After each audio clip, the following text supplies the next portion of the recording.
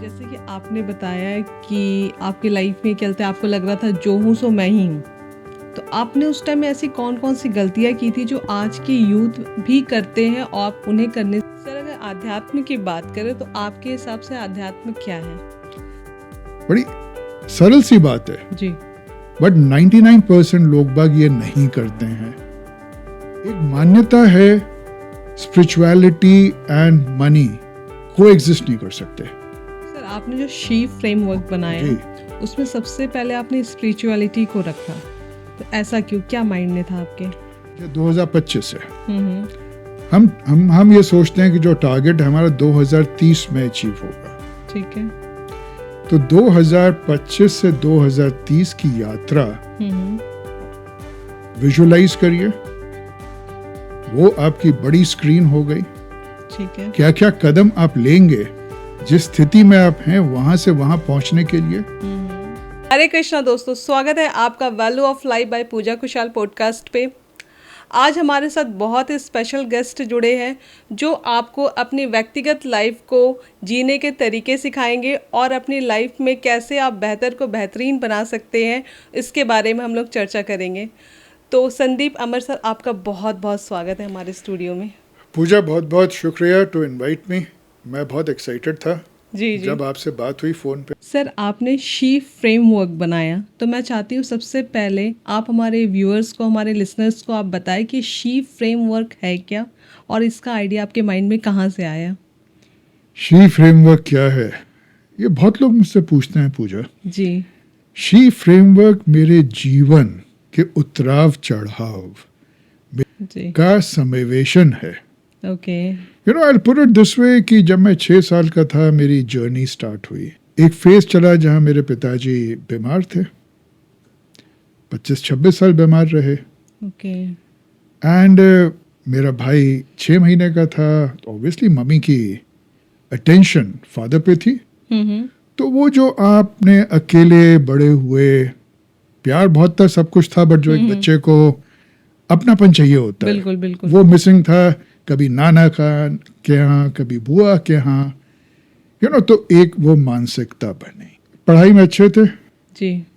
CA बन गए 79 में। एंड शादी हो गई 82 में। हम बॉम्बे से दिल्ली आ गए ji. And Pooja, you will be surprised कि 82 में, 83-84 में मेरी आमदनी 30-40 हज़ार रुपये महीने थी। उस टाइम में तो 30-40 हज़ार बहुत होते थे सर। बहुत होते थे। एंड चीज़ें ठीक चल रही थी, यूएस क्लाइंट्स थे, 20-25 लोगों का स्टाफ था। और मुझे लगा कि भाई मैं तो बस आ गया। प्रोबेबली जिंदगी को कुछ और मंजूर था। उसने कारपेट खींच दिया मेरी टांगों के नीचे से। एंड 90s में मेरी हालत ये हो गई, सब काम चला गया। एंड मैं फाइनेंशियली ब्रोक हो गया, फिजिकली ब्रोक हो गया, मेंटली ब्रोक हो गया। और ये पीरियड 10-1 साल चला। बहुत परेशानी थी। It was very troublesome, traumatic कहना चाहिए। हुआ क्या था सर? हुआ कुछ भी नहीं था। मेरे क्लाइंट्स जो यूएस में थे, वो दौर था एमलगमेशन का, टेक ओवर का, उनका टेक ओवर हो गया। और जो झटका मेरे बिजनेस को लगा, मैं उससे उभर नहीं पाया। हर चीज़ मैंने किताब के हिसाब से करी, मेहनत करी, एज पर द बुक्स, हर चीज़ करी, बट वो सक्सेस नहीं मिला। और ये 10-12 साल का जो पीरियड चला पूजा, आई थिंक 2002 की बात है, मैं हताश हो गया and I wanted to give up everything. मैं अपने गुरु के पास गया एंड आई सेड, सर बहुत हो गया, मैं तो सुसाइड करने जा रहा हूँ। उन्होंने देखा मेरे को, मुस्कुराए, बोले मर्जी तुम्हारी है, डिसीजन ले लो। मैं तो ये कहूँगा बड़ा बेवकूफ़ी का डिसीजन होगा, क्योंकि इंसानी चोला आसानी से नहीं मिलता। शायद मैं कंपैशन चाह रहा था उनसे, ये चाह रहा था, सिंपैथी चाह रहा था। जब मुझे कुछ नहीं मिली, एक झटका लगा, एक थप्पड़ सा पड़ा। 10-12 साल बहुत लंबा पीरियड होता है। पीरियड बहुत लंबा था। एंड फिर धीरे धीरे मैं 3 गलतियां जो कर रहा था वो सामने आई। ओके। नंबर 1, मैं अपना पर्पस, थॉट्स एंड एक्शंस को अलाइन नहीं कर रहा था। अगर आपको सक्सेसफुल होना है जो आपके पर्पस है, आपका गोल है, उसके हिसाब से सोचिए और उसी के हिसाब से आप एक्शंस लीजिए। बिल्कुल। बड़ी सरल सी बात है, जी। बट 99% लोग बाग ये नहीं करते हैं। पहली गलती। दूसरी गलती, मैं एक linear pattern, straight line pattern follow करने की कोशिश कर रहा था। जिंदगी तो नेटवर्क है एपिसोड्स का, इवेंट्स का। मैं बड़ी पिक्चर देख नहीं रहा था, डॉट्स ज्वाइन नहीं कर रहा था। सो दूसरी सीख ये मिली, look at the larger picture, join the dots. Right. And सबसे बड़ी चीज, वो जो सक्सेस था वो मेरे दिमाग में चढ़ गया था और मैं व्यक्तिगत लाइफ में, प्रोफेशनल लाइफ में कंपैशन और ह्यूमिलिटी से नहीं बिहेव कर रहा था। तो क्योंकि रिलेशनशिप्स नहीं बन रही थी तो आपको बिजनेस में सक्सेस भी नहीं मिल रहा था। ट्रांजैक्शंस मिल रहे थे, ट्रांजैक्शंस उतने थे कि आप बस फ्लोट कर सकें। जब मैंने पीछे पलट के देखा अपने जीवन को तो मुझे एहसास हुआ, अरे भाई ये तो सबसे बड़ी एजुकेशन थी मेरी। बिल्कुल। 6 साल की उम्र से जो मेरे को 40-50 साल की उम्र तक एजुकेशन मिली, वो तो सबसे बड़ी एजुकेशन बिल्कुल। थी। एजुकेशन से बुक्स तक सीमित नहीं है। नहीं, तो जो जिंदगी ने सिखाया, मेरे गुरु ने सिखाया, और जब मैंने इसको एनालाइज किया, एक स्पिरिचुअल डायमेंशन आया जो इंटरनल होता है हमारा, जी। और एक एक्सटर्नल आया। इंटरनल के अंदर आपकी वैल्यूज, आपका प्यार, म्यूचुअलिटी, ड्रीम्स, विजन आते हैं। जी। एक्सटर्नल में पैसा आता है। अब ये दोनों मेरे हैं। इंटरनल को हम स्पिरिचुअल कहते हैं, जी। ये मटेरियल कहते हैं। अब ये दोनों मेरे हैं। एक मान्यता है, स्पिरिचुअलिटी एंड मनी को एग्जिस्ट नहीं कर सकते, आपको एक चीज चूज करनी पड़ती है। जी।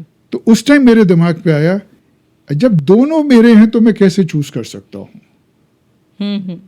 There has to be a mechanism. बिल्कुल। जब मैं दोनों को संग करके यूज कर सकता हूं। और जब मैंने एंशिएंट विजडम देखी, इंडियन एंशिएंट विजडम, वेदों में, उपनिषद में, तो भाई हमेशा दोनों संग चले हैं।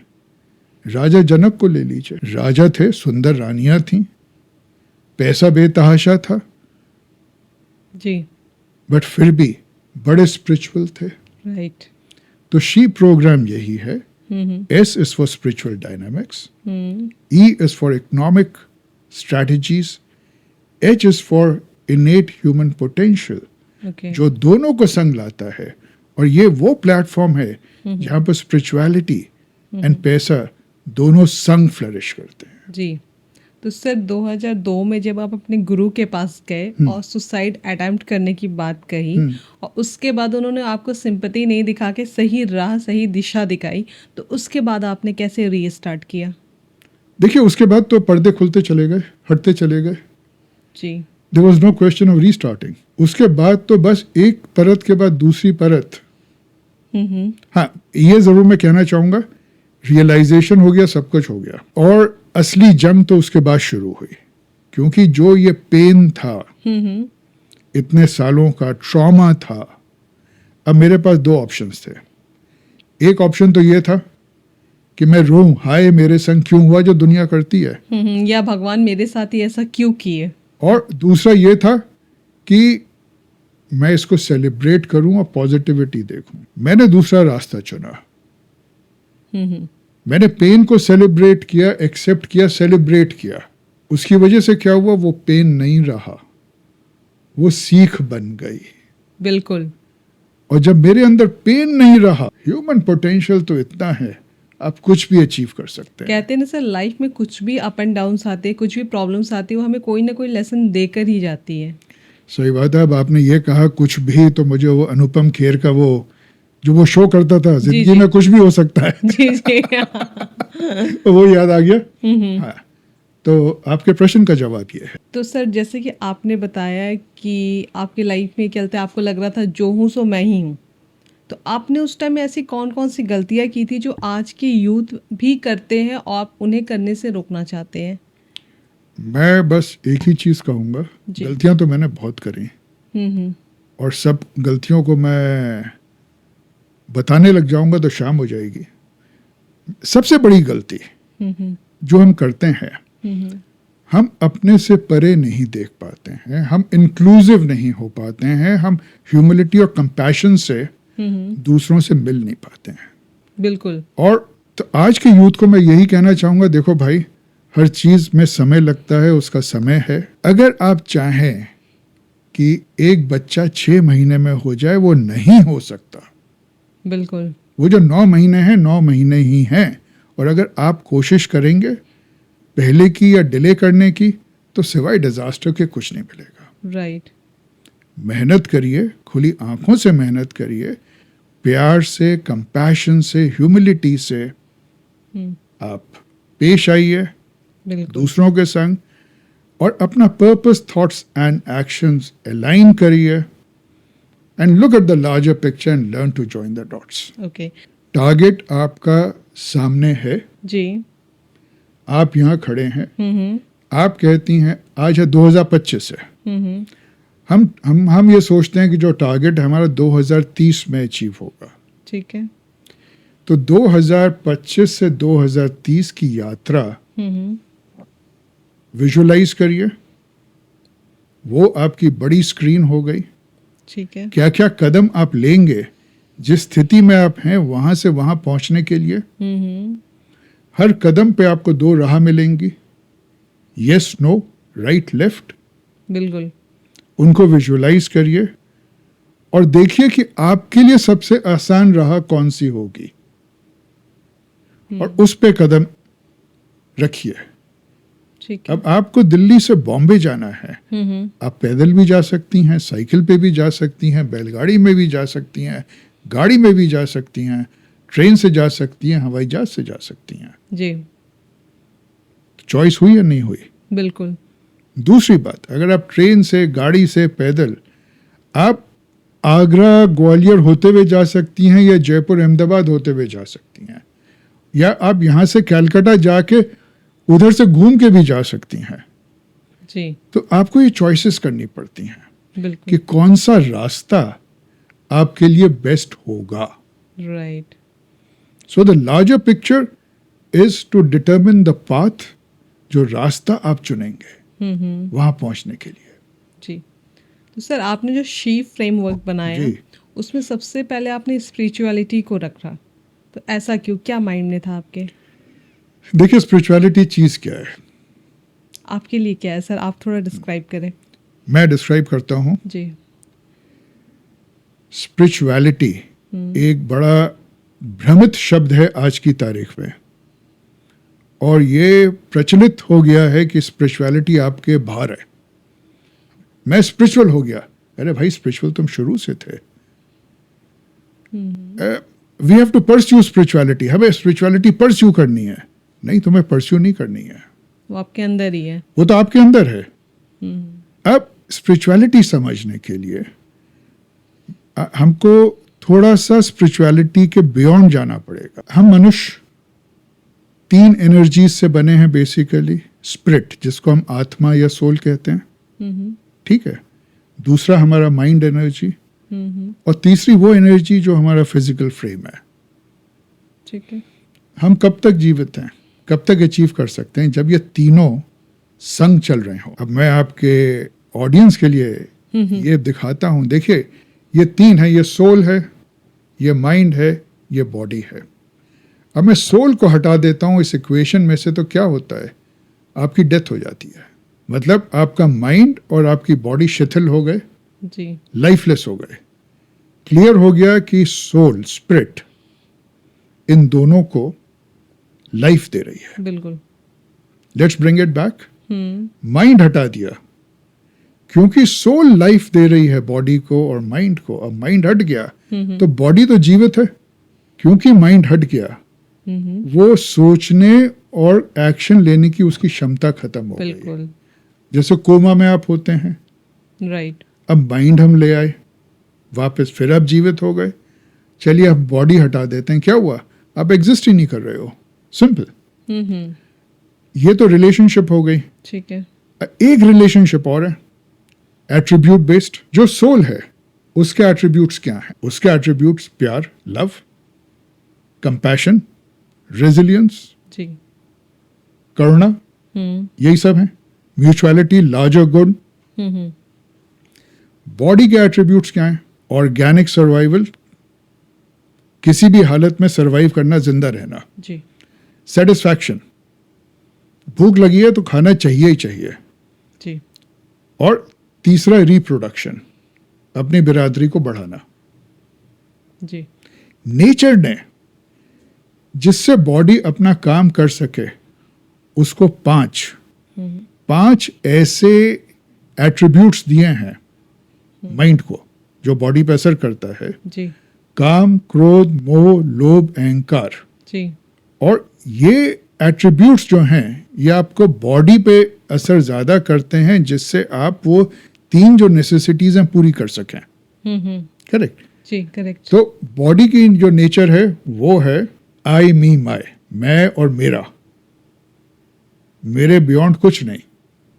सोल की जो नेचर है वी आर अस, हम और सब। और माइंड जो बीच में बच गया वो बॉडी और सोल के बीच में घूमता रहता है। जी। ठीक है। अब आप अक्सर कहते हैं यार उस पर भरोसा कैसे करें, सुबह कुछ बात करता है, शाम को कुछ बात कई करता है। बार कहते हैं ना कि दिल और दिमाग अलग अलग बातें कह रहे हैं, तो शायद इसी ठीक का है। एग्जाम्पल है। अच्छा, और फिर कहते हैं भाई देखो उस पर भरोसा कर सकते हैं, वो कंसिस्टेंट रहता है, वो अपनी बात से टसमस नहीं होता, कंसिस्टेंट है उसका बिहेवियर, जी। सरप्राइजेस नहीं देता। अब स्पिरिचुअलिटी जो है, गेटिंग इनसाइड योरसेल्फ, अपने अंदर झांकना, ये समझना कि आप ऐसा क्यों सोच रहे हैं और रिएक्ट कर रहे हैं। ठीक है। और उसके बाद एक्शन लेना कि आप सेल्फिशनेस से सेल्फलेसनेस की तरफ प्रोग्रेस करो। जी। बस इतना सा खेल है स्पिरिचुअलिटी। क्योंकि ना देखिए कि आप, जैसे बहुत लोगों का होता है कि मेरे पास पूजा पाठ करने का टाइम नहीं है, मैं जॉब करता हूँ या करती हूँ, तो उनके लिए आप स्पिरिचुअलिटी का मतलब ही आप चेंज कर रहे हो कि आप अच्छे कर्म करो, ज़्यादा सेल्फिश मत हो, निस्वार्थ भाव से आप लोगों से मिलो, ह्यूमैनिटी दिखाओ, अच्छे से बिहेव करो। योर राइट पूजा। जो लोग पूजा पाठ मंदिर इसकी बात करते हैं वो जरूरी है अपनी जगह, ठीक है, वो इंटरनल डिसिप्लिन लाने के लिए जरूरी होती है, बट उनका स्पिरिचुअलिटी से कोई लेना देना नहीं है। वो बेसिकली एक रिलीजन का पार्ट है। रिलीजन आपके जीवन में हो या नहीं हो, स्पिरिट तो आपके जीवन में है ही है। जी जी। बड़ी जब तक आप जीवित हो। इसीलिए मैंने ये बात उठाई सर कि थोड़ा सा लोगों को समझ में आए क्लियरली। ओके, तो मैं एक चीज और बता देता हूँ उस पर। चलिए, 3 शब्द हैं, स्पिरिट, स्पिरिचुअल, स्पिरिचुअलिटी। इससे और क्लियर हो जाएगा। स्पिरिट तो वो एनर्जी है जो हमको लाइफ देती है, आत्मा, सोल। जिस पात्र में वो आई वो पात्र स्पिरिचुअल हो गया, वो हमारी बॉडी, मन और बॉडी में आई, वो स्पिरिचुअल हो गए। जी। स्पिरिचुअलिटी का मतलब ये हुआ हमें अपना जीवन ऐसे व्यतीत करो स्पिरिट के नॉर्म्स के हिसाब से, स्पिरिट के रूल्स के हिसाब से। स्पिरिट का रूल क्या है? वी आर अस, हम और सब, करुणा, प्रेम, करुणा। बॉडी का रूल क्या है? मैं और मेरा, इसके अलावा कुछ नहीं। बिल्कुल, वो पहले अपनी जरूरतों को पूरा करेगा। एग्जैक्टली। सो स्पिरिचुअलिटी क्या हो गई?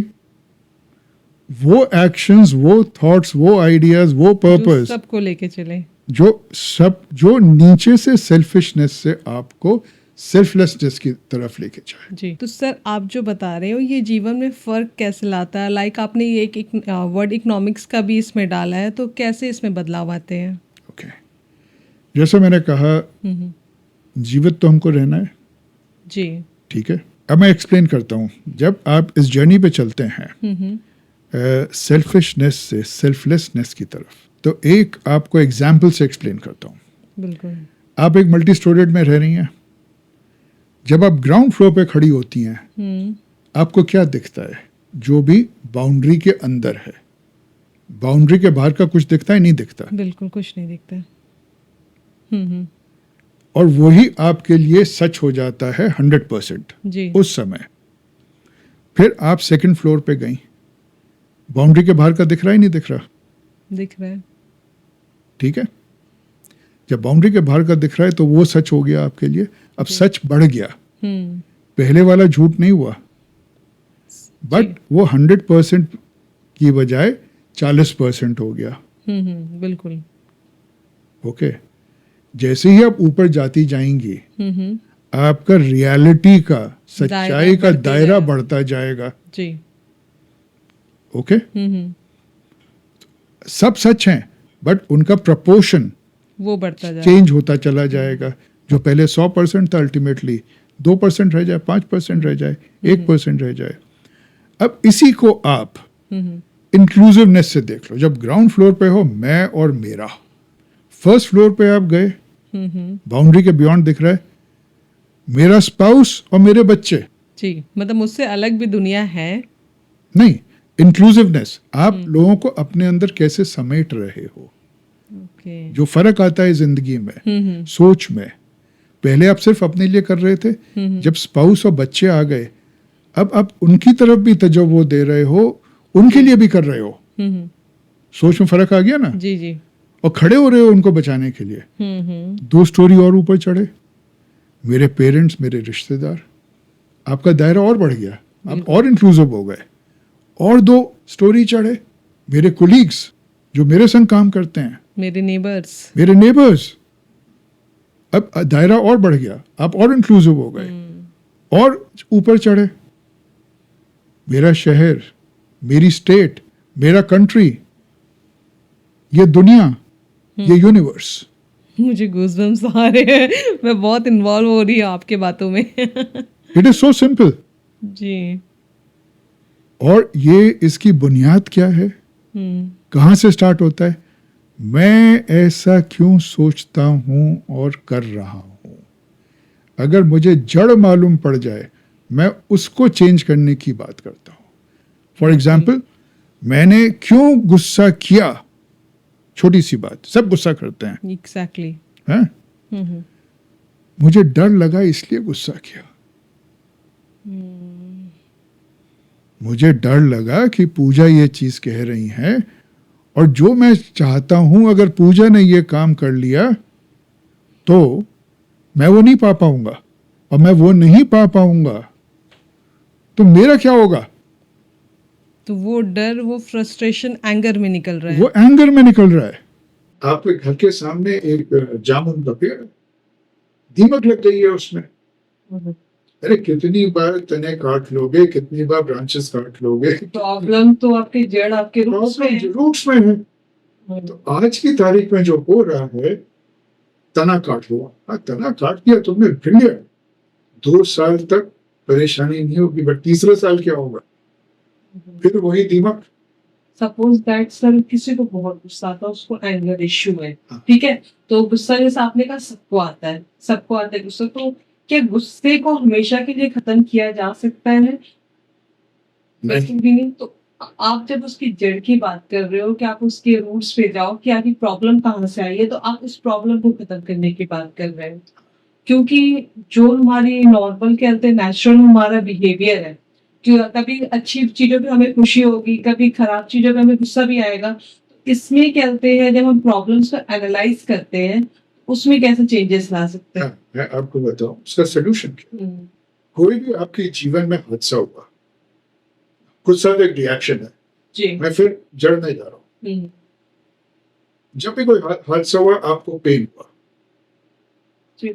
और वो हादसा आपकी मेमोरी में चला गया, और उस हादसे के संग आपने पेन के इमोशन को अटैच कर दिया। अब जब जब आप उस हादसे के बारे में सोचेंगे तो संग में वो पेन भी उभर के आएगा।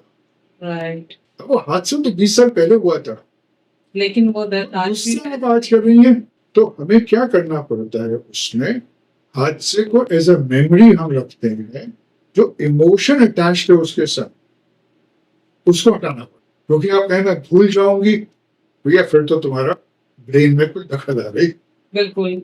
ठीक है, भूलते नहीं। बुरी बातें भूल जाओ, याद तो रहती है सारी चीजें, बट आप रिएक्ट कैसे कर हाँ, ये अब वो जिससे रिएक्शन आपका सही हो जाए, उसका ये है कि जड़ आप पे गए, एनालाइज किया, समझा, और उस इमोशन को उससे अलग। अब एक छोटी सी बात आपको बताएं, रोज होता है, हम सबके संग होता है, आपकी ऑडियंस के संग होता है। जी आप एक पिक्चर देख रहे हैं टीवी में या हॉल में, जी बड़ा इमोशन से आया, जी। ठीक है, आधा हॉल रो रहा है, कोई छुप के रो रहा है, कोई खुल के रो रहा है। बिल्कुल। उस टाइम उनसे बात करो, आवाज में भारीपन होगा, गला रुद्र होगा, जैसे रुद्र के जो क्या वर्ड है वो, ये वो ऐसे जो खरास। नहीं हमें भर सा जाता है, गला भरा हुआ, ठीक है, गला भरा हुआ होगा। 5 दिन आप बाद उसी पिक्चर की बात करिए, क्या वो फीलिंग आती है? नहीं। क्यों? उस दिन तो आप रो रही थी, बिल्कुल। क्योंकि आपने उस मेमोरी के संग वो इमोशन अपने अंदर एम्बेड नहीं किया। लाइक कोई हिस्टोरिकल मूवी रिलीज होती है तो वो देख के लोगों में काफी एग्रेशन आ जाता है कि हमारे साथ ऐसा हुआ था, तो काफी गुस्सा में भी दिखते हैं। तो ये सारी चीजें, उसका रिएक्शन बस वो तुरंत के लिए होता, हमेशा के लिए नहीं होता। हमेशा के लिए। बट हमारे साथ पर्सनली जो चीज होता है उसे हम अपने माइंड में रिकॉर्ड करके होल्ड करके रख लेते हैं और टाइम टू टाइम उसे रिलीज करते हैं और उसको हम रीप्ले करते रहते हैं, राइट। जिससे वो परत पे परत जमती चली जाए। और देखिए, ये चीज भी मेरे गुरु ने समझाई मुझे, जी। बड़ा इंटरेस्टिंग किस्सा। मैं गया उनके पास, किसी बात पे बहुत डांटा उन्होंने मेरे को, इतना डांटा मैंने शायद जिंदगी में इतनी डांट कभी नहीं सही। इतना डांटा कि मतलब वो उनका फेयर कलर था, वो लाल हो गए, हिल रहे थे। किसी और सिलसिले में आधे घंटे बाद मुझे उनके पास फिर जाना था। अब मैं तो पूजा ऑनेस्टली इतना परेशान था जी। इतना डर रहा था, घबरा रहा था कि अभी तो इतनी डांट पड़ी और मैं फिर जा रहा हूँ, ठीक है, जैसे हम कहते हैं ना, भाई दूर रहो जरा, उसका मुंह खराब हो जाएगा, ठीक है, बच्चों से कहते हैं, सबसे कहते हैं, आपस में भी कहते हैं। जी जी। बट एनीवे, पूरे ग्रुप के संग में गया, पीछे खड़ा हुआ था बिल्कुल चुपचाप, ग्रुप कुछ चीज बता रहा था, मुझसे रहा नहीं गया। मैंने कहा सर, हाथ ऊपर किया, जो ग्रुप था उसने कहा नहीं नहीं नहीं नहीं, हाथ नहीं चला। तो मेरे गुरु ने देखा, कहना नहीं इनको बोलना। मैंने कहा सर, मैं इन लोगों से एग्री नहीं करता हूँ, मेरे हिसाब से ये होना चाहिए। तो 10-15 मिनट बात करते रहे मेरे से, और फिर सारे ग्रुप को इंस्ट्रक्शंस दी। मेरे ख्याल से ये सही कह रहा है, जो ये कह रहा है वो करो, इसको सपोर्ट। एकदम से मुझे क्लियर हुआ, मैंने कहा यार, सुबह इतना डांटा इन्होंने और फिर इतने प्यार से मुझसे बात करी आधे घंटे बाद जी, इसका रीजन क्या था? रीजन ये था कि जो data, that was administrative, right, मगर मेरी हरकत को उन्होंने दिल में नहीं बिठाया। बिल्कुल, अदरवाइज वो उसके बाद आपसे अच्छे से बात नहीं कर पाते। नहीं कर, दिल में नहीं बिठाया। और जब मैं सेकंड टाइम गया तो ऐसे पेश आए कि सुबह कुछ हुआ ही नहीं। तो बेसिकली मतलब मैं जहाँ तक जितना समझ पा रही हूँ, किसी भी रिलेशनशिप में हो, चाहे वो आप घर पे हो, ऑफिस में हो या फ्रेंड्स के साथ हो, जो चीजें हुई है आप उसको बहुत टाइम तक अपने माइंड में होल्ड करके, रिकॉर्ड करके ना रख के, जो चीजें जब हो रही है आप उसी टाइम रिएक्शन करके उस बात को खत्म कर सकते हो। आदत डालनी पड़ती है, ये पॉसिबल है, क्योंकि आप अगर उसको रिप्ले करोगे तो उसका इम्पैक्ट काफी नेगेटिव होगा किसी भी चीज पे। पूजा, जैसे जब मैंने कोचिंग शुरू करी, या मेरी भी आदत थी, जी। आपसे मेरा झगड़ा हो गया, मैं 4 दिन तक सोचता रहता था जी। कि पूजा ने ये कहा, मुझे ये कहना चाहिए था, क्यों कहा, कैसे कहा, राइट। या जैसे आज ही मैं आपके स्टूडियो आ रहा था जी, गलत टर्न ले लिया, आधा घंटा डिले हो गई। इरिटेशन तो हुआ अपने आप पे यार कि अच्छी तरह से मैप देख लेते। जी जी। पहले मैं सोचता रहता, मैं आता, मैं आपसे ये पॉडकास्ट नहीं कर पाता। धीरे धीरे करके मैंने आदत डाली उस इंसिडेंट को मेमोरी में रखने की और उसके अलावा चीजों को जंक कर दे। क्योंकि जो हुआ मेरे संग क्या हुआ, मैंने एक गलत टर्न लिया, क्यों गलत टर्न लिया उस पर विचार किया, एक्शन लिया, आपको फोन किया, दैट वाज एन एक्शन। जब चीज समझ में नहीं आई जी, इससे क्या मेरे को लेसन मिला, अगली दफे ये गलती नहीं करनी है। अगर चीज समझ में नहीं है, गाड़ी रोक के फोन करके पूछ लो, बिल्कुल। जिससे टाइम से पहुंच जाओ, तुम्हारी एनर्जी बेसिकली आप अपने हर गलती का एनालाइज करो, मॉनिटर करो, उससे फिर रिपीट मत करो। अपनी हर गलतियों को एज अ लेसन आप लो। एज अ लेसन लो। जो मैंने कहा वो पेन था मेरा, मैंने सेलिब्रेट किया, जी उसमें प्लस देखा हम्म, कि वो पेन मुझे क्यों दिया गया। जी जी और अगर आप ऑनेस्टली मुझसे पूछो, मेरी जिंदगी का सबसे सुनहरा हिस्सा जी 6 साल की उम्र से उस दिन तक का है जब तक मैं अपने गुरु के पास नहीं गया कि मेरे को सब सुसाइड करना है। क्योंकि आप चीजें सीख रहे थे उस टाइम। क्योंकि वो मेरा ट्रेनिंग पीरियड था, ट्रेनिंग ग्राउंड था। राइट। बचपन में लगता था यार ये क्या है, माँ बाप ध्यान नहीं दे पा रहे, यूं है, नाना के यहाँ ये हो रहा है, मैं तो यूं हूँ। बट नहीं, अगर आज जब पलट के देखता हूँ, हाँ एज ए चाइल्ड पेन हुआ, जी बच्चे के तौर पे पेन हुआ, बट वो मेरा एक ट्रेनिंग ग्राउंड। बेसिकली मतलब मैं भी ये चीज रियलाइज करती हूँ कि हर किसी के लाइफ में बहुत सारे प्रॉब्लम्स आते हैं।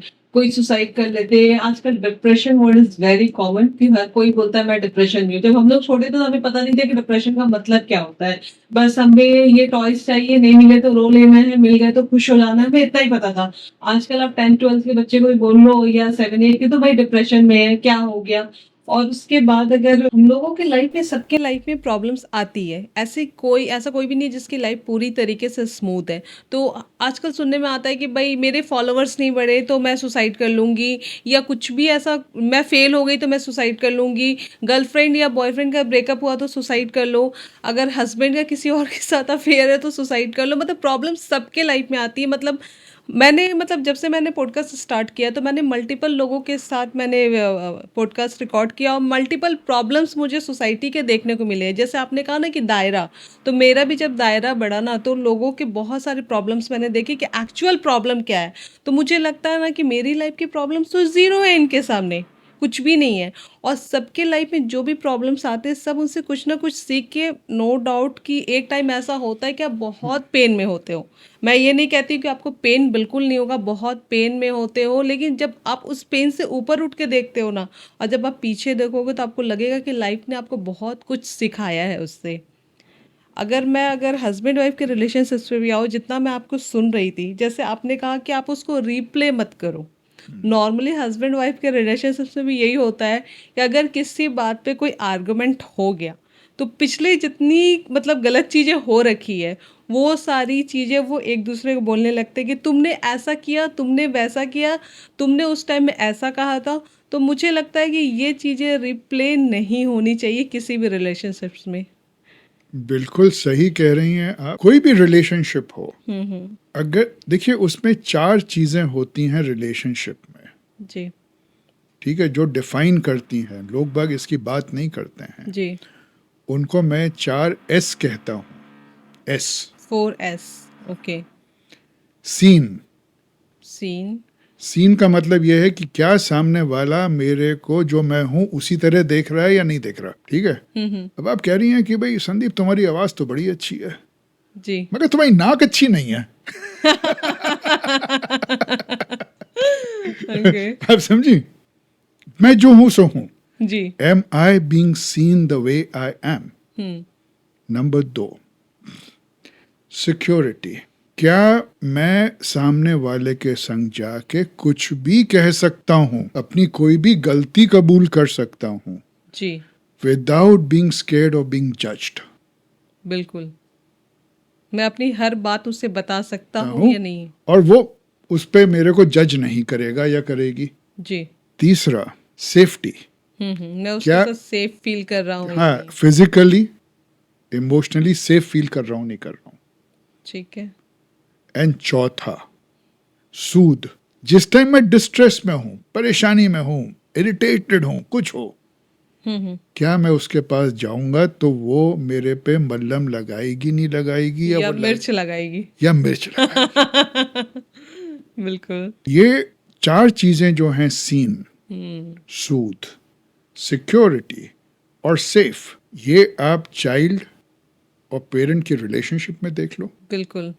मैं लोगों से कहूंगा ये चीजें 4 चीजें लें और नंबर दें 0 to 10। मैं 6 पे हूँ, 4 पे हूँ, 5 पे हूँ, आपको खुद मालूम पड़ जाएगा कि आपकी क्वालिटी ऑफ रिलेशनशिप क्या है। बिल्कुल, आपने जो 4S बताया ना सर, ये सिर्फ नॉट ओनली हस्बैंड वाइफ के रिलेशनशिप, किसी भी रिलेशनशिप में, चाहे आप बच्चों से पेरेंट्स का बोल लो, या फ्रेंड्स में बोल लो, या आप हस्बैंड वाइफ का बोल लो, या सिबलिंग्स का बोल लो, किसी भी रिलेशनशिप्स में ये चीज़ें अगर रहे ना तो वो रिश्ता काफ़ी स्मूथ होता है। क्योंकि मोस्टली मैंने पेरेंटिंग पे भी एक वीडियो बनाई थी जिसमें मैंने डिस्कस करा था, अगर आपका बच्चा आपसे ही अपनी गलती बताने में डरता है तो आप समझ लो आपने कितनी गैप क्रिएट कर रखी है, और इसका फ़ायदा बाहर वाले उठा लेते हैं। बिल्कुल सही कह रही हैं। मैं तो जैसे कॉर्पोरेट में भी, अपने बिजनेस में भी अपनी टीम से कहता हूँ, खून कराओ, बट मुझे बता दो आके कि मैंने खून किया, सब गल हो गया खून, मैं तुम्हारे संग खड़ा हो जाऊंगा, तुम्हें बचाऊंगा। अगर तुम सही रहे तो बुद्धू मत बनाना मेरे को, झूठ मत बोलना। झूठ मत बोल। एंड मैंने ये अप्लाई किया है, देखा है, मेरे अपना बिजनेस भी चलाया है, अभी भी चलाता हूँ। हम्म। मैं कंपनीज को कंसल्ट भी करता हूँ, जी। क्योंकि मैं कंपनीज में लीडरशिप प्रेजेंस का काम करता हूँ हम्म। और ह्यूमन एक्सेलेंस का काम करता हूँ। सब जगह मैं यही कहता हूँ। और मुझे याद है जब मैं as a chartered accountant practice कर रहा था, ये बात होगी 31 साल पहले की, हम इंटरनल ऑडिट कर रहे थे एक कंपनी का। जी। लड़के गए वहाँ कर आए और एक बड़ी मोटी गलती करा, और उस गलती से करीबन 40-50 हज़ार का डिफेल्केशन हो गया। कैशियर वहाँ से कैश लेके भाग गया। ओके। अब भाई ऑब्वियसली मैनेजमेंट का फ़ोन आया, हम गए। हम्म। बड़ा मैनेजमेंट बड़ा उत्तेजित था, गुस्से में था। तो मेरा एक ही चीज़ था, मैंने कहा साहब आप लोग गुस्सा हो, वाजिब है, जी। पहले तो डांट लो मेरे को जितना मर्जी है, गोली मारनी है गोली मार लो। क्योंकि हाँ, मेरे लड़कों ने गलती करी, जी। मैं उसको नहीं छुपाऊंगा, बहानेबाजी नहीं करूंगा। हम्म। एंड पूजा, यकीन करो 5 मिनट में उस कमरे का माहौल बदल कूल गया। हो गया। एंड हम सब लोगों ने मिल के हम्म। उसका सोल्यूशन निकाल लिया। बिल्कुल। तभी तो कहते हैं कि रियलिटी को एक्सेप्ट करो। एक्सेप्ट करो रियलिटी की तरह से। बिल्कुल। जैसे आपने कहा कि आपने जाके गलती एडमिट करी कि मेरे लड़कों से गलती हुई है, तो सबसे बड़ी बात ये है ना कि कोई अपनी गलती एडमिट करने के बजाय आर्गुमेंट करने लगते हैं, बहस करने लगते हैं, तो सामने वाला का माइंड और ख़राब होता है, चीज़ें वहाँ से ही ख़राब होती है। जैसे आपने गलती एक्सेप्ट करी, फिर है भाई गलती हो गई तो अब चलो सॉल्यूशन में बात करते हैं, इसका ठीक है। सॉल्यूशन क्या है, बस बस सारी चीज़ें रिलैक्स हो जाती है। ये चीज़ें होती हैं। बिल्कुल सर। और तो सर आप क्लाइंट्स को भी कोच करते हैं, जी, राइट? तो आपको किस तरीके के केसेस देखने को मिलते हैं? मुझे हर तरह के केसेस देखने को मैं मिलते चाहती हैं। हूँ कि आप 3 टाइप्स के केसेस शेयर करें। एक जो कॉर्पोरेट से जुड़ा हो, एक जो रिलेशनशिप हस्बैंड वाइफ का हो, और एक पेरेंटिंग पे हो। देखिए, जो पेरेंटिंग के केसेस हैं जी। उसमें बच्चों से ज़्यादा पेरेंट्स को काउंसलिंग और कोचिंग की ज़रूरत होती है। 100% एग्री सर।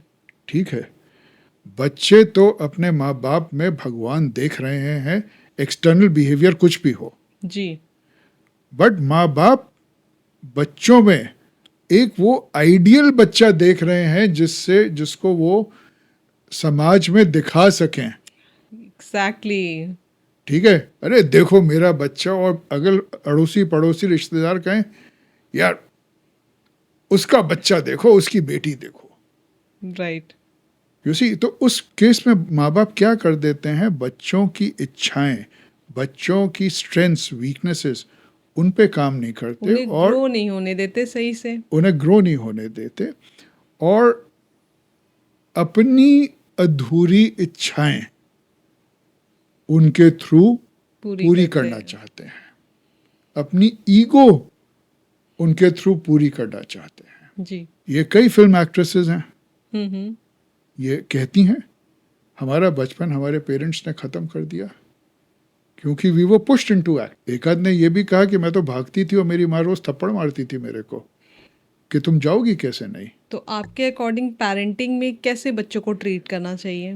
पेरेंटिंग में सबसे पहले तो आपको ये मानना है कि ये बच्चे मैंने पैदा ज़रूर किए हैं बट मेरी धरोहर नहीं हैं। मेरी संपत्ति नहीं है। मेरी संपत्ति नहीं है, जी, ये इंडिपेंडेंट है, मैं इनका ट्रस्टी हूँ, उसका इंडिपेंडेंट सोल है, माइंड इंडिपेंडेंट है। सोल है, माइंड है, मेरा काम इनको नर्चर करना है। राइट। जैसे मैंने अपना घर बनाया और अपनी जिंदगी जी रही हूँ या जीना चाहता हूँ, मुझे अपने बच्चों को सक्षम करना है एग्जैक्टली। कि वो अपना घर बना सकें और अपने हिसाब से जिंदगी जी सकें, अपने लाइफ के डिसीजंस ले सके। ले सकें। जी, तो हमें बेसिकली अपने बच्चे को डिसीजन मेकर बनाना है और उनके लाइफ में मतलब बहुत ज़्यादा इंटरफेयर करके उनकी लाइफ को हेल्प नहीं करना है। अब छोटे छोटे बच्चों के ऊपर हम इतना प्रेशर बनाते हैं दूसरे के बच्चों को देखकर, वो सारी चीज़ें उन पे अप्लाई नहीं करनी है। भाई आप ये देख लीजिए, जैसे मैं जब बड़ा हो रहा था, ये 60s की बात है, अर्ली 70s, अब कैरियर एक बहुत बड़ा झगड़ा होता है पेरेंट्स और बच्चों के बीच में, कैरियर को लेके। आज तक चला आ रहा है वो। हाँ। हमारे टाइम में 4-5 चीज़ें थी, जी, डॉक्टर बन जाओ, इंजीनियर बन जाओ, लॉयर बन जाओ, फलाना बन जाओ, ढिमकाना बन जाओ, किस्सा ख़त्म। जी। अब तो हम लोगों के पेरेंट्स भी जो सक्सेसफुल होता था उसकी छवि दिखा देते थे। शर्मा जी का बेटा को देख लो, शर्मा जी का बेटा, गुप्ता जी का बेटी को देख लो। बस है, देखो वो तो वहाँ नौकरी कर रहे हैं, इतने पैसे मिल रहे हैं, एक्सेट्रा एक्सेट्रा।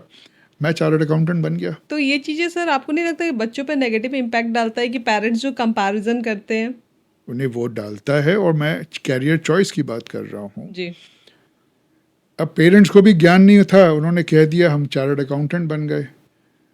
और यकीन करो पूजा, मुझे अपनी सही राह मिलने में 40 साल लग गए। मेरा काम सेलिब्रेट हुआ, मैंने अच्छा काम किया। बट जो आपने पूछा था ऐसा क्या हुआ, ये भी हुआ कि जो मैं काम कर रहा था एज ए चार्टर्ड अकाउंटेंट, मज़ा नहीं आ रहा था। मज़ा नहीं आ रहा था, तो शायद पूरे मन से नहीं कर रहा था। एग्जैक्टली, आप जो करना नहीं चाहते हो वो आप करोगे तो आप 100% कभी नहीं दे पाओगे। तो इसलिए मैं पेरेंट्स से कहूँगा कि आप अपने बच्चों को पहले समझिए, अपनी आंखों से नहीं, अपने दिमाग से नहीं, उनके दिमाग से। आपका काम नर्चर करना है। बिल्कुल, आप डंडा मत चलाइए, प्यार से बात करिए। बिल्कुल सर, बिल्कुल। मतलब इसमें मैं थोड़ा सा अपना भी एग्जाम्पल देना चाहूँगी। मेरी भी 3 इयर्स की डॉटर है, तो कई बार बहुत ज़्यादा बदमाशी करती तो मैं भी गुस्सा हो जाती हूँ कि तुम सारा दिन बदमाशियाँ करती हो, सामान फैलाती हो। फिर थोड़ी देर के बाद मैं सोचती हूँ उसके प्लेस में खुद को रख कर कि वो मेरी तरह तो बिहेव नहीं कर सकती हो, तो थोड़ा सा फिर मैं रिलैक्स हो जाती हूँ उस जगह। बिल्कुल सही आपने कहा, बिल्कुल सही कहा। जी, और कई बार बच्चों को डांटना भी पड़ता है, ऐसी बात नहीं है। थप्पड़ भी लगाना पड़ता है कई बार। इंग्लैंड में मत लगाइएगा, जेल हो जाएगी। लेकिन सर एक चीज़ को लेके काफ़ी मतलब आता है कि बच्चों पे हाथ नहीं उठाना चाहिए। मैं भी इससे एग्री करती हूँ कि बच्चों को ज़्यादा मारना पीटना या ज़्यादा डांटना नहीं चाहिए, लेकिन जहाँ ज़रूरत पड़ता है वहाँ पे बच्चों को थप्पड़ भी लगाया जाता है या डांटा भी जाता है। तो इस पर आपकी क्या राय है? नहीं, अवश्य डांटिए, मगर मन में मत रखिए। जहाँ तक हो थप्पड़ मत लगाइए, क्योंकि आजकल जो सामाजिक वातावरण है, बच्चे इतनी जल्दी बड़े हो रहे हैं। जी, ठीक है, थोड़ा सा फिजिकल वायलेंस से दूर रहिए एंड रोल मॉडल बनिए। बच्चा तो देखिए आपको कॉपी करेगा। बिल्कुल। आप बच्चे से जो चीज़ करवाना चाहते हैं आप अपनी लाइफ में फॉलो कीजिए, वो खुद ब खुद क्योंकि करेगा। आप जो भी कर रहे हैं, आप समझिए बच्चे का भगवान उसके लिए कर रहा है। वो आपकी लैंग्वेज से लेके आपकी सारी एक्टिविटीज कॉपी करेगा। Everything. And let me be honest, let me be very blunt. एक मेरी फ्रेंड थी, एक प्राइमरी स्कूल में पढ़ाती थी। एक दिन बता रही थी कि हमें पेरेंट्स को बुला के कहना पड़ा कि भैया रात को दरवाजा बंद कर लिया करो। ओह, जी, यू सी, बिकॉज बच्चे ने देख लिया, पकड़ा गया बच्चा, कहता है जी इसमें क्या है, मेरे माँ बाप भी करते हैं। मतलब उसे नहीं पता कि क्या रॉन्ग है क्या राइट है। उसके पेरेंट्स जो एक्टिविटीज कर रहे बस जो वो उसके लिए सही वो है। सही है। ये मैंने एक वैसा एग्जाम्पल दिया है, बट एक ही हकीकत है। जी, तो सर आप रिलेशनशिप्स पे आते हैं, जो हस्बैंड वाइफ के रिलेशनशिप्स होते हैं, तो उसमें किस टाइप के केसेस आते हैं आपके पास? देखिए उसमें हर तरह के केसेस आते हैं। किस टाइप, मतलब मेजर क्या प्रॉब्लम्स होती है? मेजर प्रॉब्लम ये होती है कि दोनों अपनी अपनी कहानियां अपने आप को सुना रहे हैं बिना एक दूसरे से बात किए। ओके। सुनने की क्षमता कम हो गई है लोगों की। हाँ। ओके। वो चाहता है कि वो वैसे बिहेव करे जैसे मैं एक चाहता हूँ। इमेज है उसके दिमाग में, ठीक है। एंड लड़की चाहती है ये वैसे बिहेव करे हम्म। जो इमेज मेरे दिमाग में है। ओके। हम्म। वो एक दूसरे को अपने लिए आइडियल बनाने के चक्कर में रहते हैं। बेसिक जड़ ये है। फिर मैच्योर होते हैं और एक दूसरे को सहने लगते हैं। जो मैंने आपको 4 एसेस दिए वो यहाँ पर बहुत काम आते हैं। जी नंबर 2, देखिए लड़का लड़की डिफरेंट कल्चर से आते हैं, बिल्कुल। डिफरेंट बैकग्राउंड से अब आते हैं। ब्रिंगिंग भी डिफरेंट है, उनकी पेरेंटिंग स्टाइल डिफरेंट हुई है। ठीक है, हाँ, मतलब 2 डिफरेंट परिवारों से आ रहे हैं। जी जी। भले ही सरनेम एक हो, भले ही बिरादरी एक हो। जी जी। वैसे मैं सरनेम और बिरादरी में विश्वास नहीं रखता, जी जी। बट भले ही वो हो, मगर उनकी कल्चर में जमीन आसमान का फर्क हो सकता है। बिल्कुल। ठीक है। अब आपको एक मैं कहानी सुनाता हूँ, जी। वो आपको हर चीज एक्सप्लेन कर देगी। एक कपल था, वो मैरिज काउंसलर के पास गया एंड वो आदमी बोला कि ऐसा है सर, मैं तो इसको डाइवोर्स देना चाहता हूँ, ये मेरी इज्जत नहीं करती। वो औरत रोने लगी कि भाई मैं तो तुमसे बहुत प्यार करती हूँ। तो कहला अगर तुम मुझसे प्यार करती होती तो सूप के संग तुम मुझे मेरे को ब्रेड का आखिरी पीस नहीं देती, वो हार्ड होता है, तुम मेरे को ब्रेड के बीच का पीस देती। औरत हक्की बक्की रह गई, कहनी बट मैं तुम्हें आखिरी पीस इसीलिए दे रही हूं क्योंकि मैं तुमसे प्यार करती हूं। तो मालूम ये पड़ा कि जिस कल्चर से वो औरत आई थी वहां पर आखिरी piece was the most prized piece, okay. और जिस कल्चर से ये आया था वहां पर आखिरी piece was the least prized piece. बिल्कुल ऑपोजिट। बिल्कुल ऑपोजिट। तो उन्होंने एक दूसरे को कहानी सुना ली, मतलब अपने आप को कहानी सुना ली कि भाई ये मुझे इसलिए पीस नहीं देती है क्योंकि मुझसे प्यार नहीं करती। तो इतनी छोटी सी बात का इतना बड़ा मुद्दा बनाना कहाँ तक सही है? ऐसा है कि जब आपका नल जोर से लीक करता है तो आप उसी समय प्लम्बर को बुला के ठीक करा लेते हैं। बिल्कुल। आपको डर रहता है फ्लडिंग ना हो जाए, और जब वो एक एक बूंद गिरता है तब क्या आप उसी समय प्लम्बर को बुलाती हैं? नहीं, तो मतलब वो छोटी छोटी प्रॉब्लम्स रोज वो देख रहा है कि मुझसे इस चीज से प्रॉब्लम है, ये वही चीजें रिपीट कर रही है, बस और वो चीज अंदर जमा होते गया वो अंदर जमा होती गई और फिर वो इतनी सशक्त हो गई कि बात डाइवोर्स तक पहुंच गई। कि बात डाइवोर्स तक पहुंच गई। अब आप समझो सर, मतलब कम्युनिकेशन गैप मैं इसे बोलूँगी, और मैं हर रिश्ते में यही कहती हूँ कि आपको जिस चीज़ से प्रॉब्लम है, आपका पार्टनर हो, आपकी मदर हो, भाई हो, आप डायरेक्टली उससे कम्युनिकेट करो, बात करो कि मुझे इस चीज़ से प्रॉब्लम है, ना कि आप उस चीज़ को अपने अंदर जमा करते जाओ। एग्जैक्टली, बिल्कुल सही बात है। काउंसलर्स की ज़रूरत क्यों पड़ती है? मेरे पेरेंट्स में मतलब के टाइम की अगर मैं बात करूँ तो काउंसलिंग किसी की नहीं होती थी। 6-6 10-10 बच्चे एक टाइम में सब करते थे। उस टाइम में तो पता ही नहीं था कि बच्चे को काउंसलर के पास लेके जाना है, या हस्बैंड वाइफ में कोई प्रॉब्लम हो रही है, डाइवोर्स की केसेस तो देखने को ही नहीं मिलते थे। देखो ऐसा है पूजा, जब 8-10 बच्चे होते थे ना, जी। एक दूसरे की काउंसलिंग कर लेते थे और माँ बाप को भी पूछना पड़ता था भैया तुम पहले राम हो या दूसरे राम हो।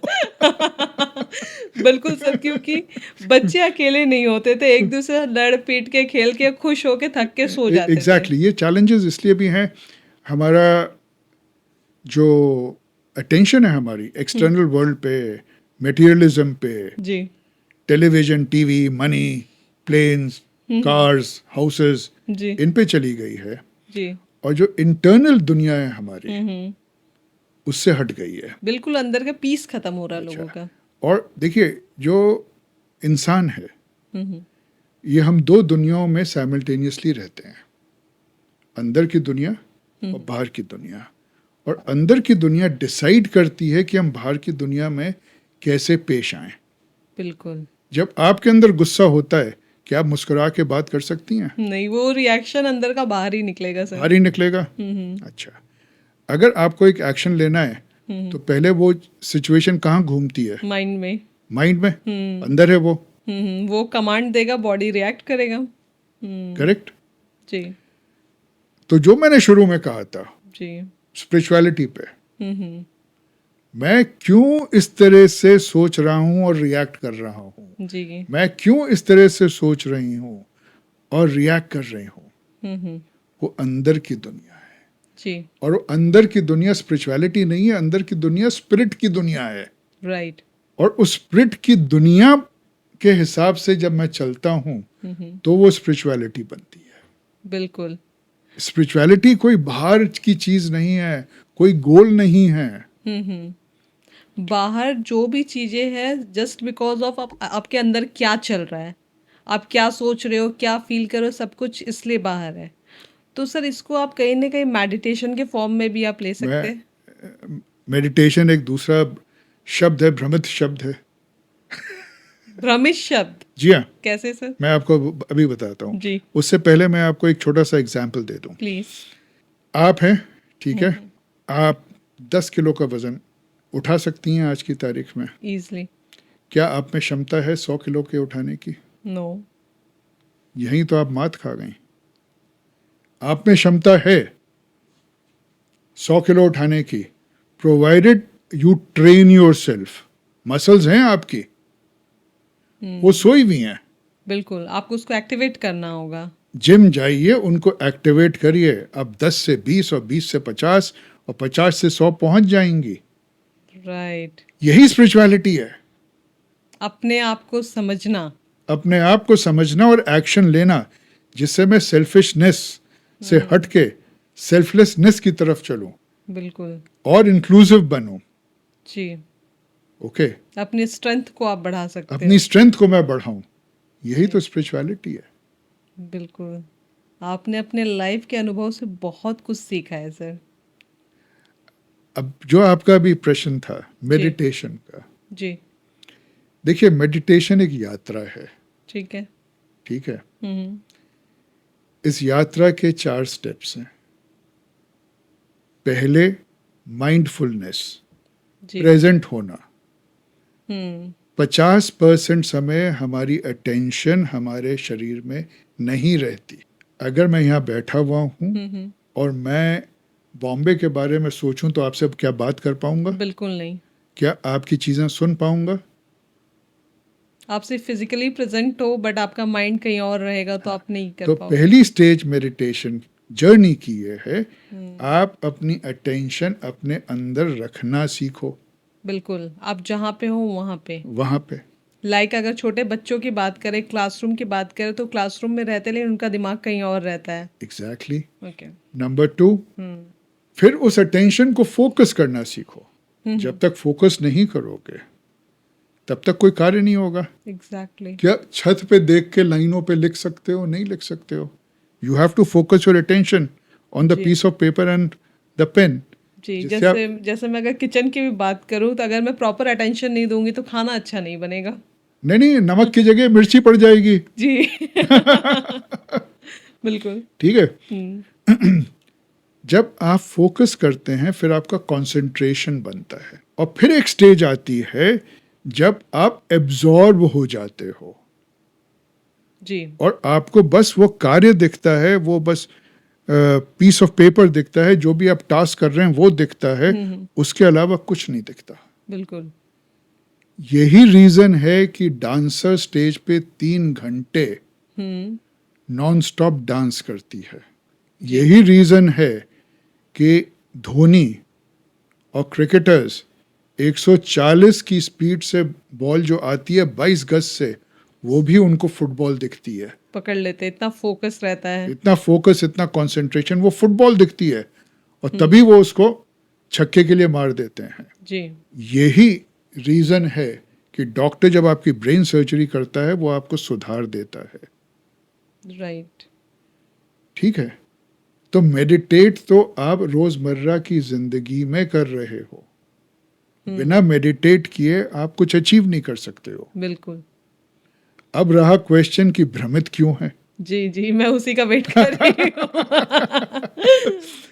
भ्रमित इसलिए है कि हमारे शरीर में जी। जैसे स्पेक्ट्रम है, मैंने स्पिरिचुअलिटी की बात करी, हम्म। मैंने रियलिटी की बात करी। जैसे जैसे हम फोकस करते हैं, जहां भी फोकस करते हैं शरीर के अंदर, हम्म। और वो हिस्सा जिस भी रियलिटी से कनेक्टेड है, सारा खेल एनर्जी का है, जी। ठीक है, वो रियलिटी आपके लिए खुल जाती है। जी। So meditation is a non negotiable thing to be successful in life. जो आप आध्यात्म की बात करते हैं या जिस जो लिंक करते हैं, वो मेडिटेशन से नहीं है। Your ability to focus with that concentration, कि आप उस सेंटर पे या उस स्टेशन पे एब्जॉर्ब हो जाओ, बिल्कुल। जिससे आपको वो नज़ारा वहाँ का दिखने लगे। क्लियर दिखने लगे, आपका विजन क्लियर दिखने लगे। देखिए, कॉर्पोरेट में एवरीवन इज अ लीडर। जी। कॉर्पोरेट चीज क्या है? Business, right? जी। कॉर्पोरेट तो एक शब्द दिया गया है बिजनेस को, और बिजनेस चीज क्या है? मैं इसको कहता हूं ये सोशो इकोनॉमिक, ये सोशो इकोनॉमिक ह्यूमन टास्क है, जहां पर 3 तरह के लोग इकट्ठे होते हैं, एक दूसरे की मदद करते हैं अपनी मदद करने के लिए। 3 तरह के लोग इकट्ठे होते हैं अपनी मदद करने के लिए। एक दूसरे की मदद करते हैं अपनी मदद करने के लिए, ठीक है। वो 3 तरह के लोग कौन है? एक तो ओनर्स जो बिजनेस स्टैब्लिश करते हैं, बिल्कुल। दूसरे वो हैं जो उनके लिए काम करते हैं, जी। सर्विसेज या प्रोडक्ट्स क्रिएट करते हैं, जो उनके एम्प्लॉयज होते हैं बेसिकली। हाँ, एम्प्लॉयज कह लीजिए, एम्प्लॉयज तो हैं। एंड तीसरे आर द कस्टमर्स, जो उन्हें बिजनेस दे रहे हैं। क्योंकि अगर कस्टमर्स नहीं होंगे तो किसको बेचेंगे? राइट। ठीक है, क्योंकि there are 3 sets of people, so everything which applies to human relationships also applies to business. जी। लोग हैं, करेक्ट। अब बिजनेस को अगर हम डीकंस्ट्रक्ट करें, उसकी 3 लेयर्स हो गई। सबसे नीचे ह्यूमन बीइंग्स हो गए, उसके ऊपर कल्चर हो गई। तो ह्यूमन बीइंग्स तो सोल हो गए बिजनेस की, उसके ऊपर कल्चर हो गई, वो माइंड हो गया बिजनेस का, जी। और उसके ऊपर जो आप खरीद बिक्री करते हैं एक्चुअल बिजनेस, वो बॉडी हो गई बिजनेस की। जी। सोल, कल्चर और बॉडी, करेक्ट। इसमें से एक भी चीज हटा दीजिए, बिजनेस ठप। राइट। जैसे वो इंसान ठप। बिल्कुल। ठीक है। जी। नाउ बिजनेस के अंदर क्या है? अच्छा, अब क्योंकि इतने सारे लोग हैं, अगर हम कुछ नहीं करेंगे तो अपने अपनी दिशाओं में भागेंगे। They are coming from different backgrounds, different cultures. उनको हमें एक गोल की तरफ लेके जाना है। जी। और गोल की तरफ लेके जाने के लिए हमें लीडरशिप चाहिए। जी। और लीडर का काम क्या है? To inspire, influence and motivate, जिससे सब लोग संग रहें और जो गोल है, कॉमन गोल है, वो अचीव हो। बिल्कुल। ओके। तो जो हमारे पास चीजें आती हैं, अक्सर जैसे एक क्लाइंट आया हमारे पास कि साहब हमारी 6,000 करोड़ की टर्नओवर थी, 14,000 करोड़ करनी है। अब वहां पर क्या था कि जो एम्प्लॉयज थे वो सब PSU बैंक से आए थे। Okay. उनके लिए 5-6% ग्रोथ वॉज वेरी गुड। यहाँ आप 150% की बात कर रहे हैं। तो हमने इंटरवेंशन किया, पार्टिसिपेटिव डिसीजन मेकिंग करी और चीज़ें करी, ये उनको प्रिंसिपल समझाए ग्रोथ के। हमने स्वॉट किया कि भाई स्ट्रेंथ्स एंड वीकनेसेस जो हैं आपके अंदर की हैं, अपॉर्चुनिटीज़ एंड थ्रेट्स बाहर के हैं, उनको कैसे मैच करना है, उनकी कोचिंग करी, इस तरह से वहाँ किया। जी।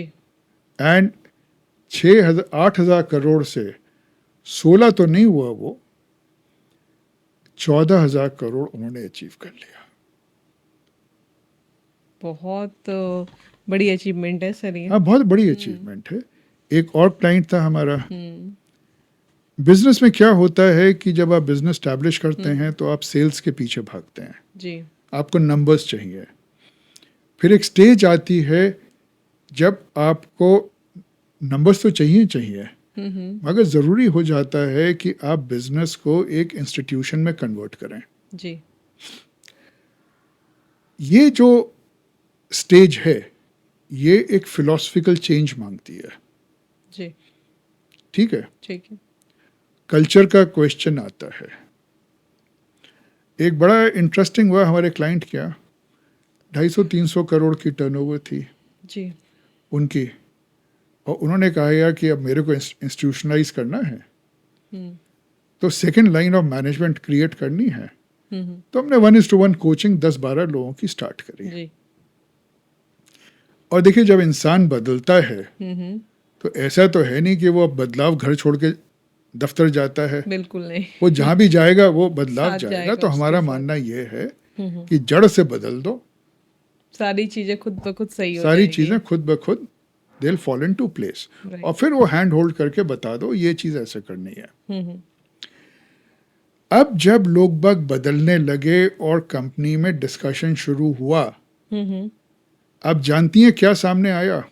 क्या? जो सेल्स और मार्केटिंग मैनेजर था, जी।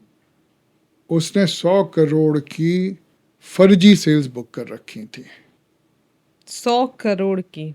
250-300 करोड़ में 100 करोड़ की फर्जी सेल्स बुक कर रखी थी, और उसके बेसिस पे वो इंक्रीमेंट पे इंक्रीमेंट, इंसेंटिव्स। इंसेंटिव पे इंसेंटिव लिए जा रहा था। जी। और ये चीज़ क्यों उभर के आई?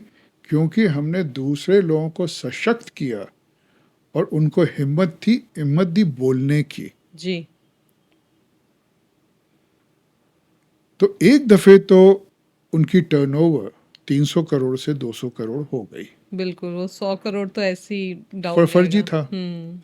बट संग में दीमक निकल गई।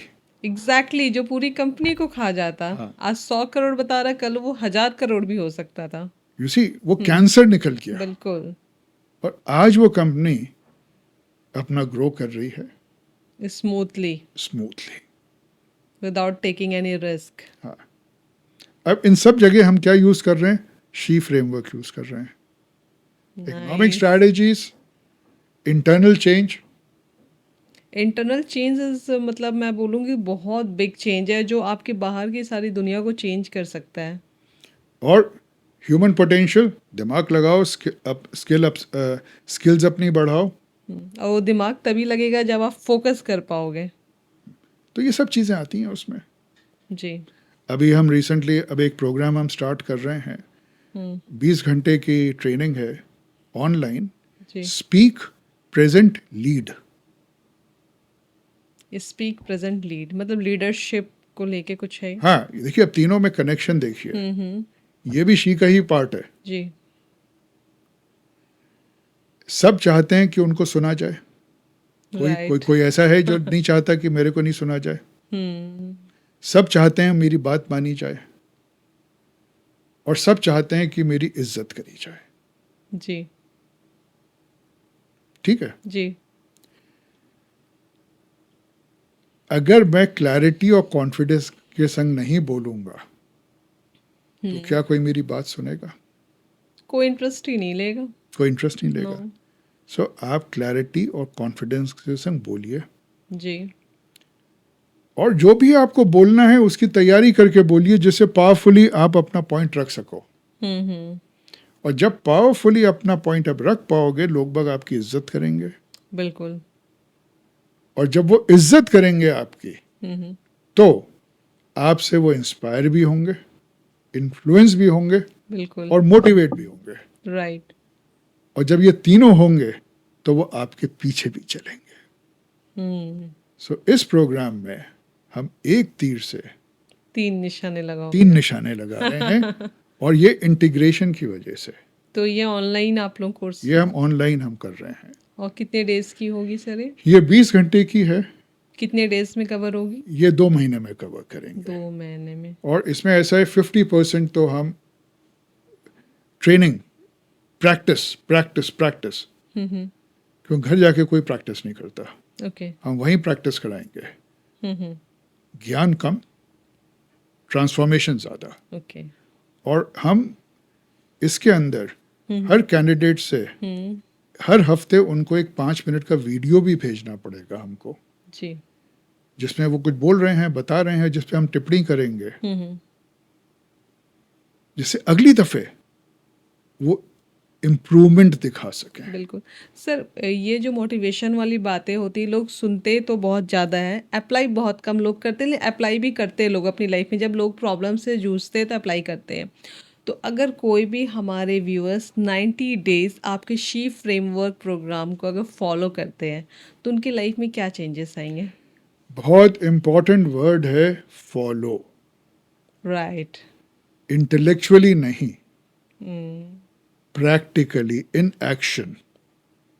जी। तो वो ये देखेंगे कि उनकी पर्सनालिटी में चेंज आने लगेगा, उनका कॉन्फिडेंस लेवल ऊपर जाएगा, उनका फोकस ऊपर जाएगा, सहनशीलता उनकी बढ़ेगी, उनकी रिलेशनशिप्स इंप्रूव होंगी, वो बेहतर सोचेंगे, जी। एक ओवरऑल चेंज आएगा।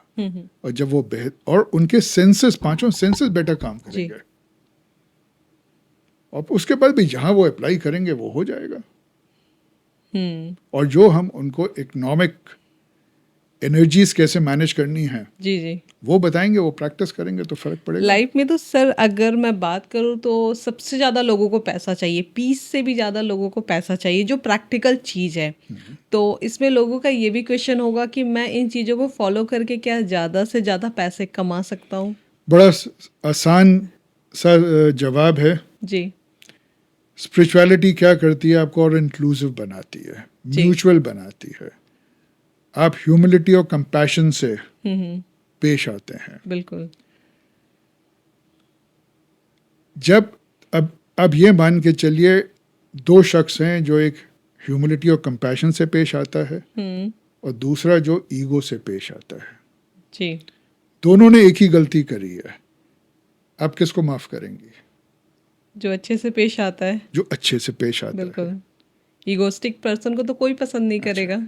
आप किसको चूज करेंगी दोस्त की तरह? जिसका बिहेवियर अच्छा है। आप किसके पीछे चलेंगी? जो हमेशा लोगों की रेस्पेक्ट करता है। तो जब आपके पास आपके फॉलोअर्स, आपके फैंस आपके बिजनेस में बढ़ेंगे, जी, तो आपकी 4 गलतियां माफ भी करेंगे। बिल्कुल।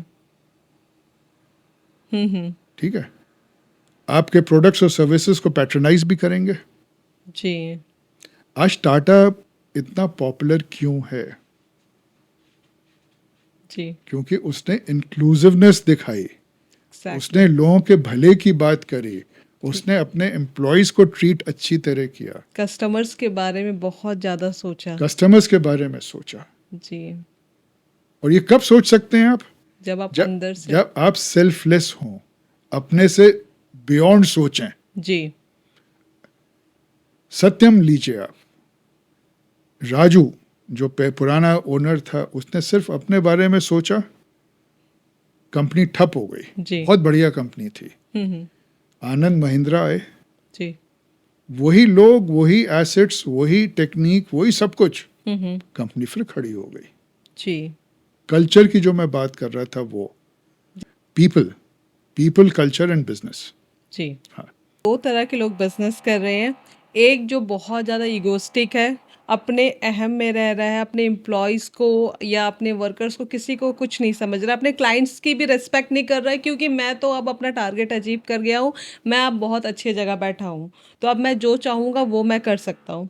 दूसरी चीज़ ये है कि मैंने कई ऐसे बिजनेसमैन देखे हैं कि वो बहुत ही अच्छी जगह पे है, लेकिन वो अपने कस्टमर से बहुत ही अच्छे से पेश आते हैं। उनकी कंप्लेंट्स को, कई बार कस्टमर्स ऐसे होते हैं जो बहुत गलत तरीके से भी बात करते हैं प्रोडक्ट्स के बारे में, लेकिन उनके जो ओनर होते हैं बहुत अच्छे से पेश आते हैं।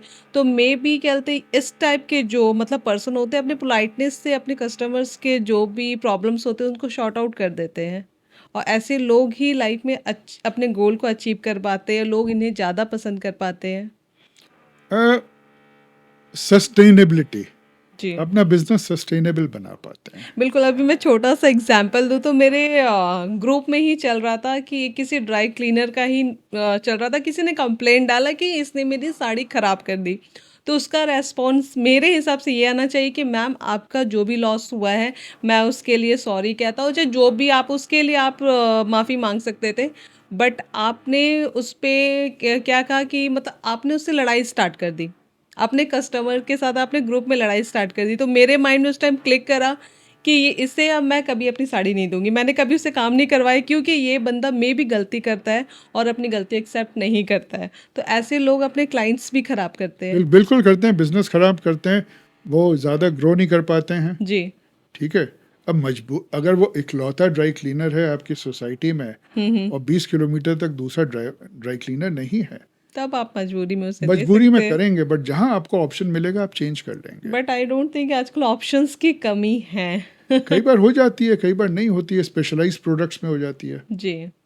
स्पेशलाइज सर्विसेज में हो जाती है। तो बेसिकली मैंने तो अभी तक जहाँ तक जितना सीखा कि आप अपने बच्चों को छोटे से हर किसी की रिस्पेक्ट करना सिखाओ, चाहे वो आपके घर की हेल्पर हो या एक सिक्योरिटी गार्ड हो या आप उसके ग्रैंड पेरेंट्स हो या नेबर हो, आप उसको रिस्पेक्ट करना सिखाओ। क्योंकि अगर आप बचपन से उसे सबकी रिस्पेक्ट करना सिखाओगे तो वो आगे जाके एक अच्छा इंसान ज़रूर बनेगा। हाँ, मतलब आप बीज तो बो ही दोगे, बिल्कुल। और आप बस बीज बो सकते हो। आप जितना अच्छा सिखा सकते हो आप अपने तरीके से सिखा लो, बाहर जाके पता नहीं बच्चे ने क्या सीखना है। वो तो सही बात है, बट आपको नज़र रखनी पड़ेगी, जैसे जैसे बच्चे बड़े होते हैं बिल्कुल। आप अकॉर्डिंगली उनको मैनेज करते हो। जी। सर अगर आध्यात्म की बात करें तो आपके हिसाब से आध्यात्म क्या है? अध्यात्म, देखिए मैं एक बुनियादी चीज़ बताऊं, हर धर्म में हर जगह जी। ये कहा गया है कि आप इस सृष्टि के हिस्से हो और इस सृष्टि आपका हिस्सा है। जी। और जो ह्यूमन बॉडी है हमारी, हम्म। ये सबसे बढ़िया लैब है सृष्टि को समझने के लिए, जी। क्योंकि हम माइक्रोकॉज्म है मैक्रोकॉज्म के, हिंदी में हम उस विशाल यूनिवर्स के हम्म। प्रतिबिंब हैं। जी।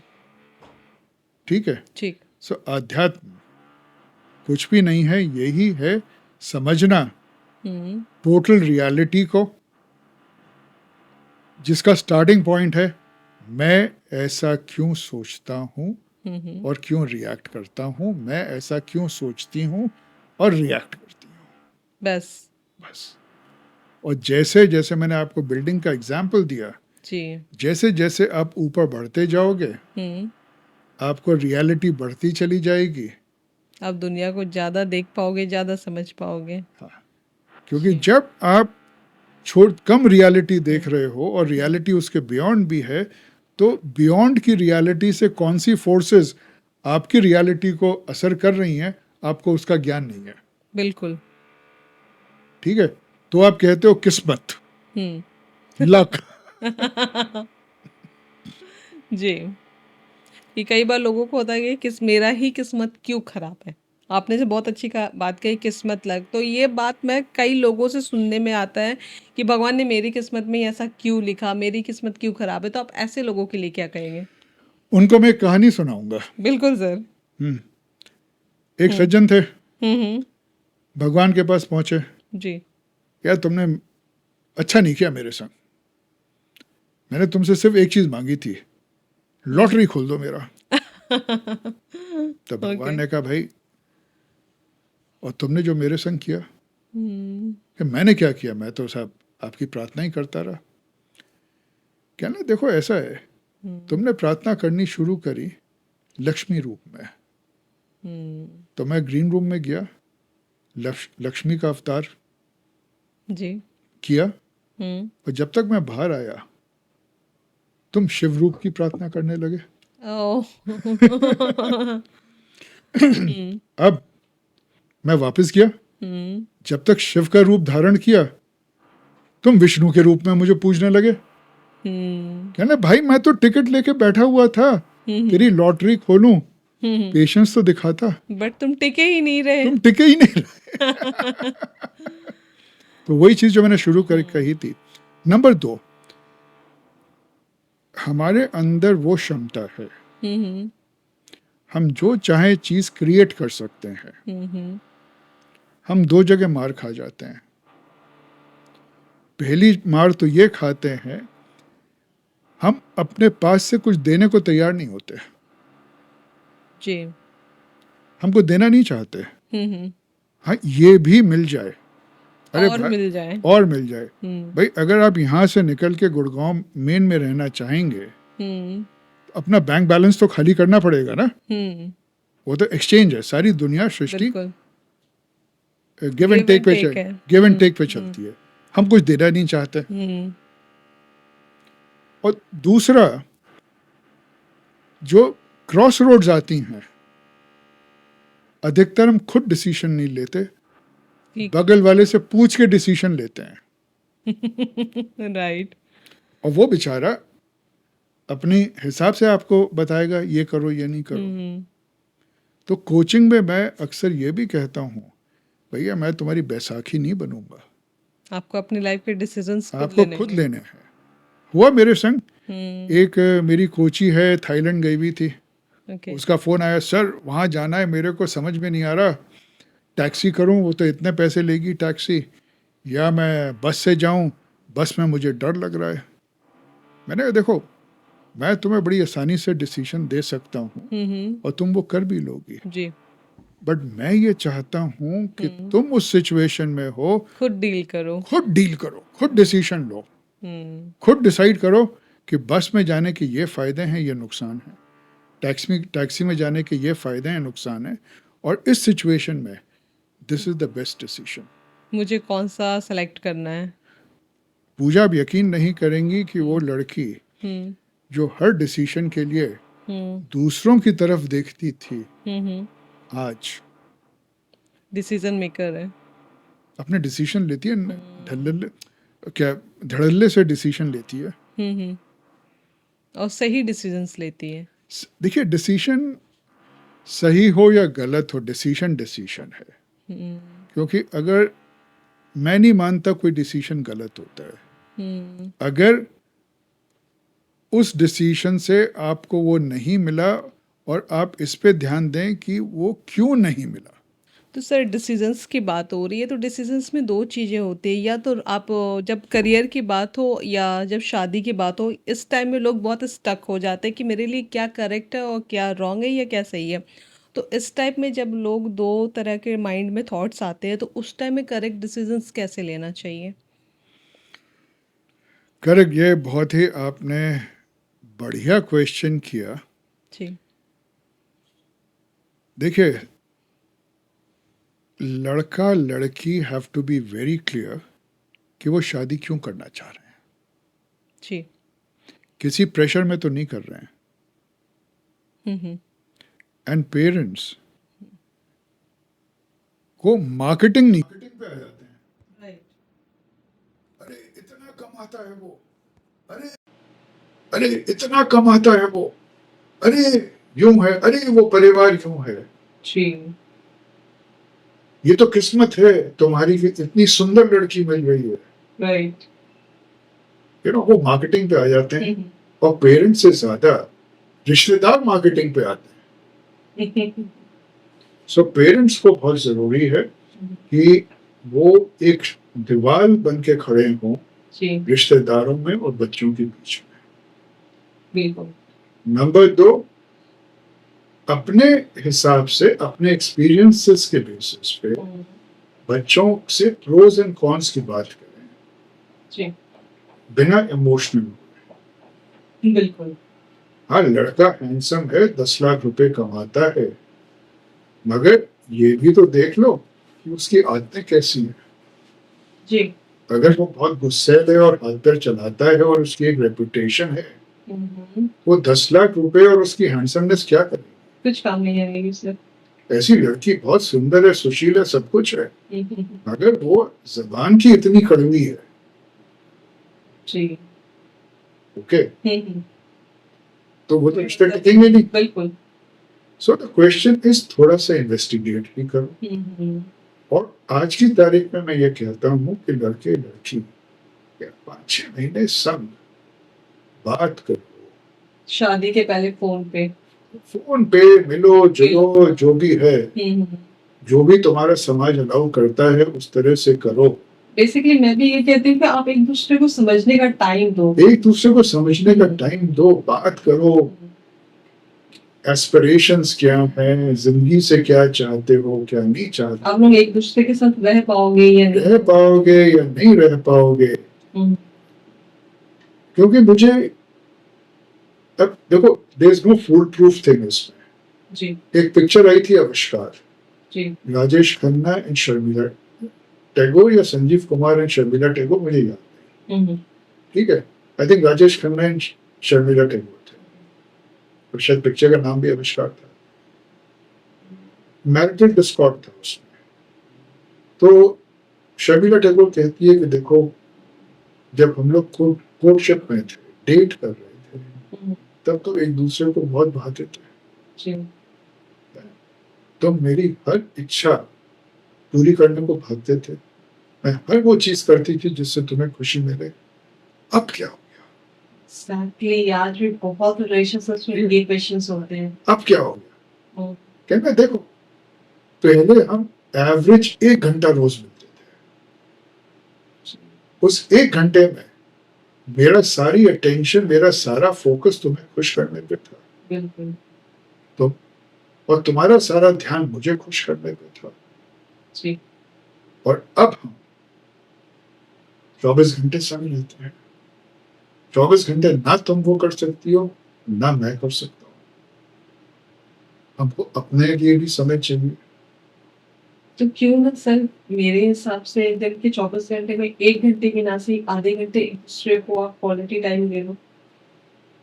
उसमें ऐसा होता है, मैं थोड़ा सा गियर शिफ्ट कर रहा हूँ, बट आपके सवाल का जवाब दे रहा हूँ। जी आपने सुना होगा कि लोग बाग कहते हैं कि भगवान मेरी सुनता नहीं है। मैंने तो बहुत प्रार्थना करी, जी। ठीक है। हम्म, प्रार्थना वो करते हैं, बड़े इंटेंसिटी के संग प्रार्थना करते हैं। हम्म, दिन में 1 घंटा प्रार्थना, ओके। जी इस सृष्टि का नियम यह है कि आपने तीर छोड़ा, हम्म, वो क्रिएटिव एनर्जी के पास गया, वहां से वापस तीर आया, पूजा की, गीता की, सीता की, संदीप की, इच्छा पूर्ण हो, तथास्तु, ठीक है। बाकी 23 घंटे आपने क्या किया? हम्म, विश्वास नहीं रखा, ये होगा नहीं होगा, नहीं यार ऐसा तो नहीं होता, जी ठीक है। बाकी 23 घंटे भी आपने तीर छोड़े, तो वो ज्यादा निशाने पे लगे। बुझ गए, वहां भी तथास्तु हुआ। हाँ 23 घंटे और 1 घंटा, नेट क्या हुआ? 22 घंटे नेगेटिव, राइट। ठीक है। जी अब इसको रिलेशनशिप पे हम लाए।